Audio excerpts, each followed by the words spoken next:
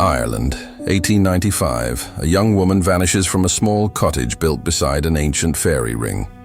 Her name was Bridget Cleary, and for more than a century, people have called her the last witch burned in Ireland. But she wasn't a witch. She was a modern woman, and the truth behind her death is far more terrifying than any spell.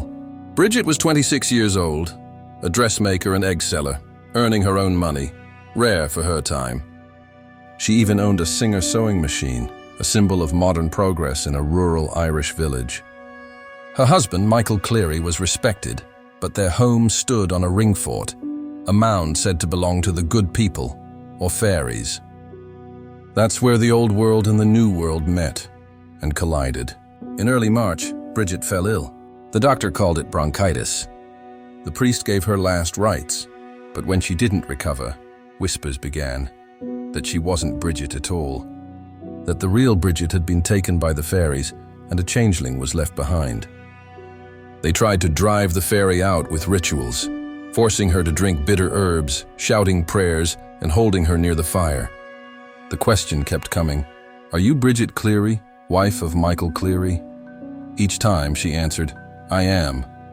But belief can drown out truth. On the night of March 15th, the priest had just visited and given her communion. By all logic, that should have ended the doubt. But logic had no power in that house anymore. That night, the argument grew. In the confusion, Bridget's nightdress caught fire, some say by accident. Others say it was part of the test.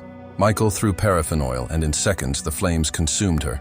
The next day, he told neighbors he was waiting by the ring fort, watching for his real wife to return on a gray horse. A week later, searchers found a partially burned body buried near the cottage. It was Bridget. 9 people were arrested and 5 were tried. Michael Cleary was convicted of manslaughter, not murder, and served 15 years in prison. But the newspapers twisted it into something else, calling it a witch burning.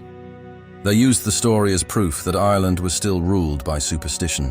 Politicians used it to argue against Irish independence. Bridget's death became propaganda, not a warning. The truth is simpler and sadder. Bridget Cleary wasn't a witch. She was a woman, smart, independent, and ahead of her time, caught between progress and fear. A victim of belief dressed up as faith. If you hear her story this Halloween, remember her not for the fire, but for the voice no one believed. Her name was Bridget Cleary,